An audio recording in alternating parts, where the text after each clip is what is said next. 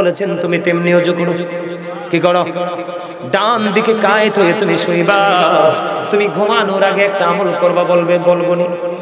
নবীজি বললেন 4000 দিনার সাদকা দিয়ে ঘুমাও, একটা কোরআন খতম পড়ে ঘুমাও, জান্নাতের মূল্য দিয়ে ঘুমাও, উভয়ের বিবাদ মিটিয়ে ঘুমাও। জোরে জোরে করুন সুবহানাল্লাহ। একটা হজ করে ঘুমাও। হযরতে আলী একটা ডাক দিয়ে বলল, নবী গো, এই কাজ কি আমাদের পক্ষে সম্ভব? পসিবল নেই। নবী বলে, আলী, আলী রে, 4 বার যদি সূরা ফাতিহা পড়ে ঘুমাতে পারো, 4000 দিনের সাদকার সওয়াব আমলনামায় এসে যাবে। আমার নবী বলেছেন 3 বার যদি সূরা ইখলাস পড়ে ঘুমাতে পারো, একটা হজের সওয়াব তোমার আমলনামায় ঢুকে যাবে। 3 বার, মাত্র 3 বার যদি নবীকে ভালোবেসে মহব্বত করে দরুদ পড়তে পারো, আমার নবীজি বলেছে তোমার জান্নাতে যাবা যে ওই জান্নাতের মূল্যটা আদায় হয়ে যাবে। 10 বার যদি আস্তাগফিরুল্লাহ পড়ে ঘুমাইতে পারো, উভয়ের বিবাদ মিটাইবার সওয়াব তোমার আমলনামায় ঢুকে যাবে। 4 বার যদি কালিমা তামজিদ পড়ে ঘুমাও, একটা হজের সওয়াব তোমার আমলনামায় ঢুকে যাবে। তবে ঘুমানোর আগে একটা দোয়া পড়তে হবে, আল্লাহুম্মা বিসমিকা আমুতু ওয়া আহইয়া। ঠিক না বলেন? আর ঘুম থেকে উঠে বলবে, আলহামদুলিল্লাহিল্লাযী আহইয়ানা বা'দা মা আমাতানা ওয়া ইলাইহিন নুশুর। জোরে জোরে কোন আল্লাহু আকবার। এটা হলো ইসলামী জীবন ব্যবস্থা। এখন ঘুমাইতে আজকে এভাবে ঘুমাইবেন না। কথা বলেন না, বলেন। ওয়াজ করে কি জন্য? বিড়ি খেতে খেতে ঘুমাবে? মোবাইল দেখতে দেখতে ঘুমাবে? জর্দা দিয়ে পান খেতে খেতে ঘুমাবে? কেমনে? নাভিটার উপরে লুঙ্গিটা পিনবেন। আমার দাদারা অনেক সময় লুঙ্গি পিনতে বাইরে, ভাই মনে হয় রাস্তা ঝাড়ু দিতেছে। কি দিতেছে? মনে হয় মেম্বার সাহেব রাস্তা ঝাড়ু দিচ্ছে। আবার 8টা সার্ভিস দিয়ে সব বালু লুঙ্গির লোকে ভাই রান্নাঘরের দরজা। খবর রাখেন, এটা তো অভিশপ্ত পোশাক। কি করবেন? নাভির উপরে পড়বেন, উপর দিয়ে, নিচে দিয়া টাকনোর উপরে। ওযু বানাইবেন। বলে, হুজুর যে শীত কেমনে ওযু করব? আল্লাহ রাসূল কইছে ওযু কইরাই দেখো না, ওযু করবা একদিক দিয়ে, গুনাহ করব আরেক দিক দিয়ে। সুবহানাল্লাহ বলেন না?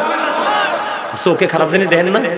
নবী কয়, যখন চোখের কোণায় পানি লাগা ঝইরা পড়বে, ওই পানির সঙ্গে সঙ্গে গুনাহ মাটিতে পড়ে যাবে। হাত দিয়ে কত অন্যায় করো, হাত যখন যত করব ওযুর পানি ঝরে ঝরে পড়বে, গুনাহগুলো হাতের ঝরে পড়ে যাবে। আখির নবীর উম্মত আমরা রে, আমাদের সময় খুবই অল্প, তবে মান অনেক বেশি। নিজের মানটা নিজেই কমাইছি। কথা কয় না কেন? পা দিয়া কত নষ্ট জায়গায় হাইটা গেছেন। নবীজি বলে, ওযু করো, ওযু করো, গুনাহগুলি ঝরে যাবে। ওযুর পানির সাথে সাথে পায়ের গুনাহ ঝরে যাবে। তাইলে ওযু বেশি বেশি করবেন নি। ওমা, তবে ওযু থাকা অবস্থায় ওযু কইরেন না, এটা মাকরুহ। বুঝে আসছেন কথাটি? এবার আসেন বন্ধু, আপনার আমার সমাজের মধ্যে এখন বর্তমানে ধনী মানুষ দ্বারা গরিবরা নির্যাতিত, বড় লোকের দ্বারা বড় লোক এমন ভাবে ঘর তোলে, গরিব রাস্তা দিয়ে বাড়িতে পারে না। আছে না নাই? ইসলামী জীবন ব্যবস্থা যদি চান, এখনকার মানুষ কথার আগে মায়ের দে মেম্বারশিপ। কি দেয়? কথার আগে মায়ের দেয়। এটার কোনো বৈধতা নাই। আমার দিকে তাকান, আমি আলোচনা শেষ করে দিচ্ছি, এক্সাম্পল দিচ্ছি, আপনারা বুঝে নেবেন, আর বাকিগুলো অনলাইন থেকে বন্ধু জেনে নেবেন। আমার দিকে তাকান, দুটো অপশন নিয়ে আলোচনা করব, ছোট্ট করে করে আমার দিকে তাকান। আল্লাহর হাবিব একজন ব্যক্তির দিকে আল্লাহর হাবিব ইশারা করে বললেন, ইয়া রাসূলুল্লাহ, ওই ব্যক্তিটা অনেক বেশি দান সদকা করে, অনেক বেশি নামাজ রোজা করে, নবী গো তার ব্যবহারটা সুন্দর না। নবীজি বলেছে সে জাহান্নামী। পাক্কা নামাজি এবং পাক্কা দানবীর, কিন্তু ব্যবহারে সুন্দর না। নবীজি বলেছেন সে জাহান্নামী। এবার আরেক মহিলার দিকে ইঙ্গিত করে বললেন, হাদিস শরীফের মধ্যে, ইয়া রাসূলুল্লাহ, ওই মহিলা এত দানও করতে পারে না, ওই মহিলা এত ইবাদতও করতে পারে না, কিন্তু তার ব্যবহার এত সুন্দর গো, তার ব্যবহার শুনলে মানুষের কলিজা ঠান্ডা হয়ে যায়। আমার নবীজি বললেন সেই জান্নাতি। তাহলে ব্যবহারের কোনো বিকল্প আছে না? মিষ্টি ব্যবহার করবেন, এটার নাম ইসলামী জীবন ব্যবস্থা। এবার আসেন বন্ধু, আপনি অনেক ধনী, আপনার লগের পাড়াপড়শি অনেক গরিব, আপনি বাড়ি বানাবেন, কি বানাবেন? ইসলাম কত সুন্দর দেখেন, এই জীবন ব্যবস্থাটা কত প্রেমময়, মধুময়। আমার দিকে তাকান, আপনি ধরেন 5 তলা বাড়ি বানাবেন, আপনার সুখটা কিন্তু চিরস্থায়ী হবে, মিনিমাম 50 বছর। কিন্তু আপনি যদি এইভাবে বাড়িটা বানান, আপনার আপন স্বজন আশেপাশে যারা আছে বন্ধু গরিব মানুষ তাদের কষ্ট হবে, এই কষ্ট হবে এই জন্য নবীজি বলেছে তুমি তোমার অবকাঠামো নির্মাণ করার আগে তোমার পাশে যে দুস্থ মানুষটা আছে তার সাথে একটা পরামর্শ করে নাও, আলাপ আলোচনা করে নাও, যেন বাড়ি বানানোর উপরে তোমারও যেন অসুবিধা না হয়, ওই গরিব মানুষটার অসুবিধা না হয়। তার কারণ হলো তোমার সুবিধাটা যেমনি চিরস্থায়ী হবে রে, তেমনি তার অসুবিধাটাও চিরস্থায়ী হয়ে যাবে। ঠিক কিনা বলেন? এটার নাম হলো বন্ধু ইসলামী জীবন ব্যবস্থা। বাড়াছেন আল্লাহ নবীজি বলেছেন ইসলামী জীবন ব্যবস্থার একটা একটা করে আমার নবীজি বলেছেন হাদিস শরীফের মধ্যে আসছে, তোমরা যখন তরকারি রান্না করো ঝোল একটু বাড়াইয়া দাও। ইয়া রাসূলুল্লাহ কেন গো? নবীজি বলেছেন যেন তোমার পাশে গরিবের ঘরে একটু পাঠাইতে পারো। আমরা এখন তো বাড়াইতো না, পচাইয়া ডাস্টবিনে ফালাই, কিন্তু দেই না। এটা কি ইসলামী জীবন ব্যবস্থা? সুন্নাহ মোতাবেক জীবন ব্যবস্থা? এবার মা আয়েশা প্রশ্ন করলেন ইয়া রাসূলুল্লাহ আমার দুইজন প্রতিবেশী আছে। কয়জন? নবী গো আমার দুইজন প্রতিবেশী আছে গো নবী, আমি কাকে আগে দান করব বলেন? নবীজি বলেছে তোমার ঘর থেকে যার ঘরটা খুব কাছে তুমি তাকে আগে দাও, তারপরে তুমি অন্য দূরেরটাকে দাও। সুবহানাল্লাহ বলেন না? এখন আমাদের দেশে মেহমান আইলে মেহমানদারি করতে চায় না, রাগ হয়, হয় কি হয় না? আমার দিকে তাকান, জোরে কয় না। নবীজির কথা মানলে বরকত না, না বরকত? দুইটা হাদিস বলবো, এরপর আলোচনা শেষ। দুইটা হাদিস, মাত্র দুইটা বলবো, শুনবেন বন্ধুরে আমার। একদিন হযরতে আবু হুরায়রার পেটে খিদা, কি এমন পেটে খিদা লাগছে ঘরে পর্যন্ত থাকতে পারে না, রাস্তায় নেমে আসছে। আমার নবীজি কি করলেন দেখলেন, আবু হুরায়রাকে দেখে তার মনের ভাষা বুঝতে পারলেন। এবার নবীজি আবু হুরায়রার দিকে তাকায় তাকায় মুস্কি হাসে। সুবহানাল্লাহ কোন কি হাসে? মুস্কি হাসে। মুস্কি হাসতে হাসতে আবু হুরায়রাকে দেখে বলে আবু হুরায়রা চলো চলো আমার সঙ্গে চলো রে। এবার নবীজির সঙ্গে চলতে চলতে নবীজির বাড়ি চলে গেল। নবীজি বাড়িতে খবর জানলেন বিবিরে ঘরে কোনো খাবার আসেনি। নবী তো জানে আবু হুরায়রার পেটে খিদায় রাস্তায় নেমে আসছে, কিছু নাই খাওয়ার। তারপরেও ইসলামের নবীর আইন বন্ধু অমান্য করে নাই। আর আমাদের বাড়ি ঘর টাকা পয়সা সুখের কমতি নাই, কেন রে নবীর অর্ডার কি আমরা অমান্য করছি? এবার কি করলেন, নবীজির কাছে খবর আসলো নবী গো আমাদের ঘরে একটা পেয়ালা দুধ আছে। কয় পেয়ালা? একটা পেয়ালা দুধ আছে গো। এবার যখন নবীজি জানতে পারলেন, খেয়াল করেন আমার নবীজির কথায় কত বড় কথা। আমার নবীজি আবার একটা ডাক দিয়ে বললেন আবু হুরায়রা যাও জলদি চলে যাও, সুফাবাসীদেরকে ডাইকা নিয়ে আসো, আজকে তাদেরকেও দুধ খাওয়াবো। তাদের আত্মীয় স্বজন কেউ নাই রে, তাদেরকে আদর করার কেউ নাই রে, সুফাবাসীদেরকে ডাইকা নিয়ে আসো। এবার আবু হুরায়রা একটা ডাক দিয়ে মনে মনে কয় নবী গো এটা কি করলেন? ঘরে আছে তো একটা পেয়ালা দুধ, মনে মনে নবীরে হুনাইয়া কয় না নবী আমি তো পেটের খিদায় অস্থির, এক পেয়ালা দুধ তো আমারই হবে না গো নবী, আপনি আবার বলেন সুফাবাসীদেরকে ডাইকা নিয়ে আসতে। মনে মনে ভাবতেছে আল্লাহর প্রিয় হাবিব রাহমাতাল লিল আলামিনের কথা তো ফালানো যায় না। ধীরে ধীরে চলে গেলেন সুফাবাসীদেরকে বন্ধু ডাকতে সবাইকে নিয়ে আসলেন। এবার নবীজি সিরিয়াল করে বসায় দিল। ও নবীজি বললেন একটা একটা করে বসো। এবার নবীজি দুধ দিচ্ছে, সুফাবাসীরা বন্ধু তৃপ্তি সহকারে খাচ্ছে, তৃপ্তি সহকারে খাচ্ছে, তৃপ্তি সহকারে খাচ্ছে।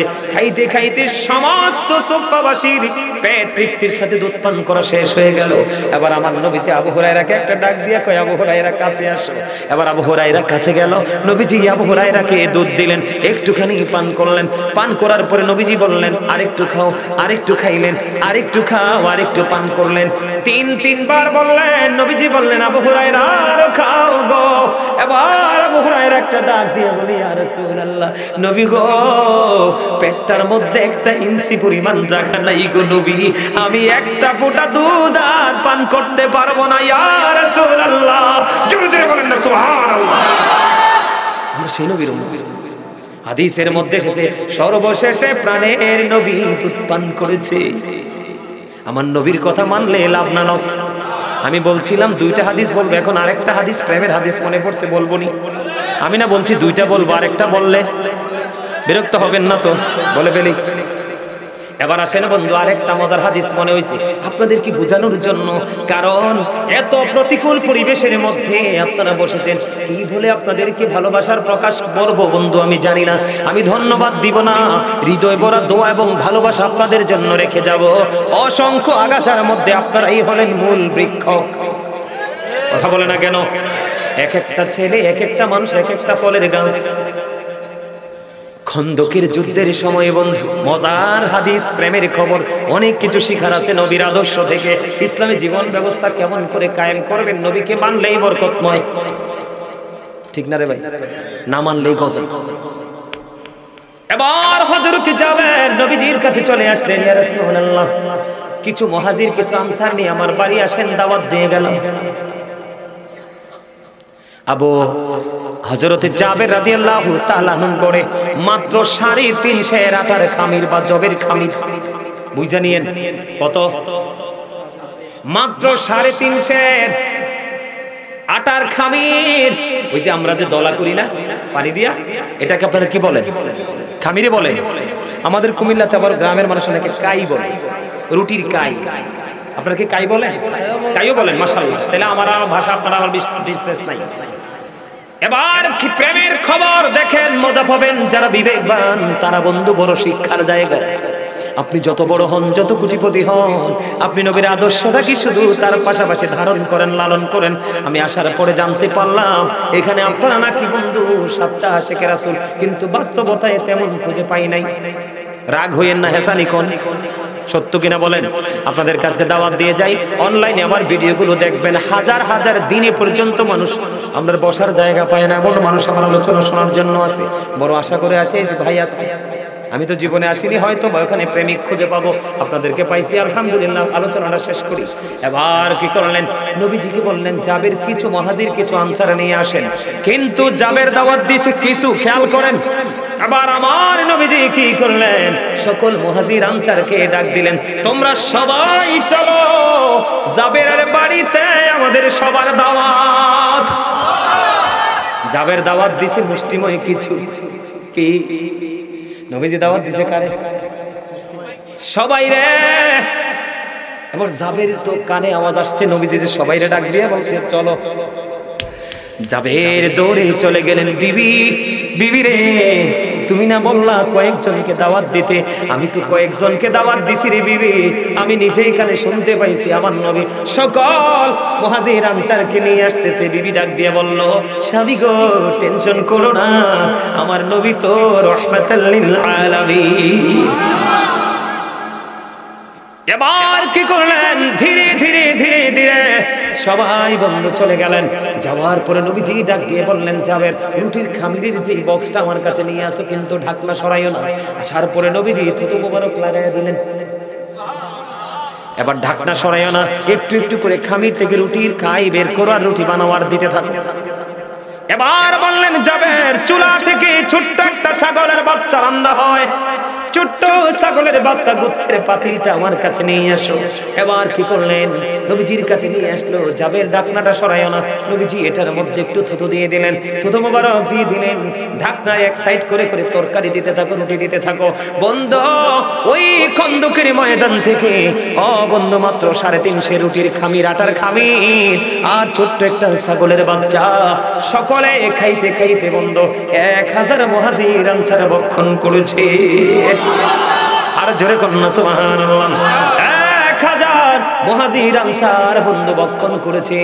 কিন্তু পরে চাইয়া দেখলো যেমন রুটির খামির তেমনই রয়ে গেছে রে, আর যেমন গোস্তের পাতিল তেমনই রয়ে গেছে। মনে হয় এখান থেকে কেউ যেন কিছু টাচি করে নাই। জোরে জোরে কন্যা সুবহানাল্লাহ। আমার নবী নিয়ামত নেই। সর্বশেষ হাদিস,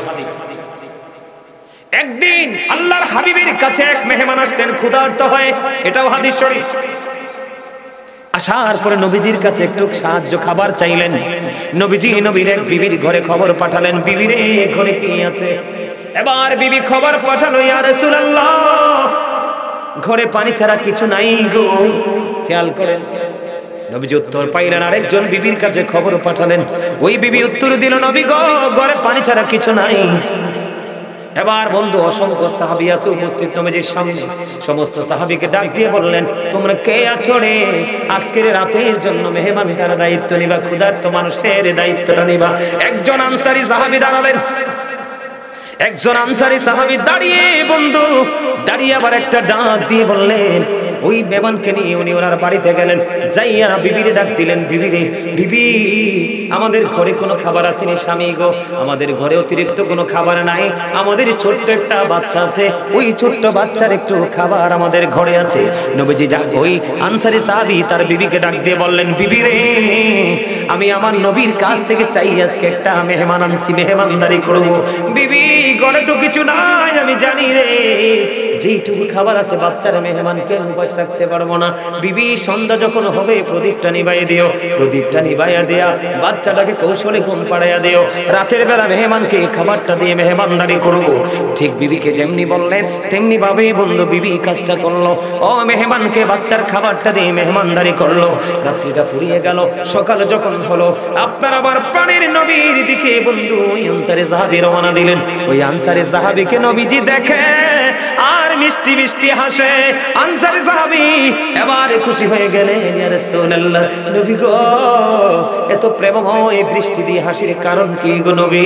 আমার নবীজি বলছে, রে সাহাবী তুমি গত রজনীতে মেহমানের সাথে যে ব্যবহার করেছো, যে আচরণটা তুমি করেছো, আমার আল্লাহ তোমার এই মেহমানের প্রতি আচরণে আমার আল্লাহ খুশি হয়ে গেছে। এই খবর আমি নবী পাইছি রে, এই খবর পাইয়াই তোমাকে দেখে মিষ্টি হাসি দিয়েছি। মনে রাখেন, আল্লাহ যখন খুশি হয় তখন পৃথিবীতে বৃষ্টি দেয়। আল্লাহ যখন খুশি হয় কারো বাড়িতে মেহমান পাঠিয়ে দেয়। আল্লাহ যখন খুশি হয় বাবা মার কোল জুড়ে কন্যা সন্তান পাঠিয়ে দেয়। সুবহানাল্লাহ বলেন। সম্মানিত উপস্থিতি, আমি এইভাবে আলোচনা করতেই থাকবো, একটার পর একটা, একটার পর একটা নিয়ে। রাত্র ফুরাবে, আমার এই সিনা থেকে কথা ফুরাবে না। সুবহানাল্লাহ বললেন না? আমি প্রত্যেকটা বিষয়কে অনেক বড় বড় করে করতে পারতাম। এক্সাম্পল কয়েকটা এক্সাম্পল দিতে হবে, এই জন্য আমি আপনাদেরকে কথাগুলো বললাম। সর্বশেষ ইসলামী জীবন ব্যবস্থা গঠন করতে হলে, নবীকে পেতে হলে আপনি বাবা মাকে ভালোবাসতে হবে। We should obey our parents. আমাদের প্রত্যেকের উচিত আমাদের পিতামাতাকে মান্য করা, কারণ paradise of the child under the feet of the mother. মায়ের পায়ের নিচেই সন্তানের বেহেশত, ঠিক কিনা বলে? বাবা মাকে কষ্ট দেওয়া হারাম, ভালোবাসা ফরজ। যেই সন্তান বাবার অবাধ্য সেই সন্তান আল্লাহর অবাধ্য। যেই সন্তান মায়ের দিকে মায়ের নজরে তাকাবে তার আমল নামায় হজের সওয়াব দিবে। নবীকে 100 বার তাকায়, 100 হজের সওয়াব। এগুলাকে বলা হয় ইসলামী জীবন ব্যবস্থা। সর্বশেষ নামাজ। কি নামাজ বেশি বেশি করে পড়বেন, এটা শ্রেষ্ঠ জিকির। এটা কি? এটা শীতের দিন না? কয়দিন পরে দেখবেন তাল গাছ, সুপারি গাছ, নারকেল গাছ ছাড়া গাছের পাতা সব ঝরা শুরু করবে। করবি কি করবে না? মজার জিনিস। হযরতে আবু হুরায়রা, হযরতে আবু যর রাদিয়াল্লাহু তাআলা আনহু থেকে হাদিস বর্ণিত। নবীজি একদিন শীতের দিনে বের হওয়ার পরে দেখলেন গাছের পাতাগুলো ঝরে পড়ছে। নবীজি গাছের ডালা ধরলেন, ধরার পরে দেখলেন পাতাগুলো আরো ঝরতেছে। আবু যরকে ডাক দিলেন, আবু যর উত্তর দিলেন, লাব্বাইকা ইয়া রাসূলুল্লাহ। আমার নবীজি একটা ডাক দিয়ে বলেন, আবু যর চাইয়ে দেখো শীতের কারণে শুষ্ক হয়ে গাছের পাতাগুলো কেমনি ঝরে ঝরে পড়ে। আমার নবী একটা ডাক দিয়ে বললেন, রে আবু যর, আল্লাহর বান্দাগুলো, আমার উম্মতগুলো একাগ্র চিত্তে প্রেম নিয়ে, ভালোবাসা নিয়ে যখন নামাজের মাধ্যমে, যখন নামাজ নামক জিকিরের মাধ্যমে যখন আল্লাহর কুদরতি কদমে সিজদা লাগায় দিবে, ওই শীতের দিনের গাছের পাতার মতো তার জীবনের সবগুলো গুনাহ ঝরে যাবে। আল্লাহ যেন আমাদেরকে সেইভাবে আমল করার তৌফিক দান করে। সকলে বলেন আমিন। গজল না কইলে হাদিয়া দেওয়া লাগে। হ্যাঁ, গজল কইলে হাদিয়া লাগে না? হ্যাঁ দিবা? মাশাআল্লাহ। কোনটা কইতা? আমার ইচ্ছে মতো। তাহলে আমার লেখা গাই, আমার লেখা, আমার সুর আপনার পছন্দ হইব নি জানি না তো। আমার যে 100% পছন্দ করছেন নি, এটা নিয়ে কনফিউশনের মধ্যে থাকেও আসে। ভালো না আসলে কপাল পোড়া, আমার কপাল খারাপ। আমার লেখা একটা গজল গাই। আমার লেখা যে গজলটা লিখতে লিখতে আমি কেঁদেছিলাম, প্রায় রাত্র 2:30 থেকে 3টার সময় সম্ভবত গজলটা লিখছিলাম। শুনবেন? এই তো যে সুন্দর নূর নবীজি নামটি মধুমাখা, তুমি ছাড়া শূন্য জীবন, আমি যে বড় একা। এত যে সুন্দর, বলেন এত যে সুন্দর নূর নবীজি, নামটি মধুমাখা, তুমি ছাড়া শূন্য জীবন, আমি যে বড় একা। প্রেমিক ছিলে হাবশির বেলাল, চেহারা তার কালো, হৃদয় জোড়ে ছিল গোরাসুল, তোমার প্রেমের আলো।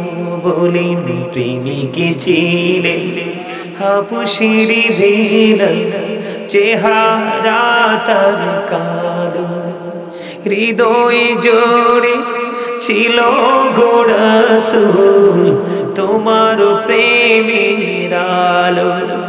নবীর প্রেমের ইতিহাসে বলেন, নবীর প্রেমের ইতিহাসে এই নামটি আছে লেখা। এত যে সুন্দর নূর নবীজি, নামটি মধুমাখা। মারহাবা বলেন না আরো জোরে। একটু একটু শোনাইলাম, ভালো যদি লাগে এটা অনলাইনে পুরোটা গাওয়া আছে, ওখান থেকে শিখবেন, আশা করি ভালো লাগবে। আপনারা গাইবো, এটা আমার লেখা, আমার সুর। গাইবেন আপনারা, আওয়াজ দিয়ে গাইবেন আমার সাথে, আওয়াজ দিয়ে। কি দিয়ে? আরো জোরে বলেন, কি দিয়ে? আরো জোরে।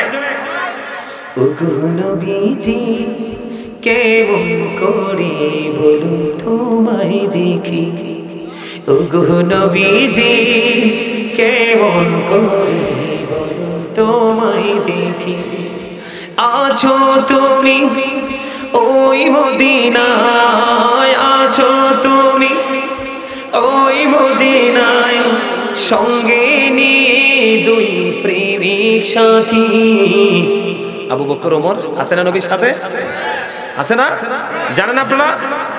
আছো তুমি ওই মদিনায়, আছো তুমি ওই মদিনায়, সঙ্গে নিয়ে দুই প্রেমিক সাথী।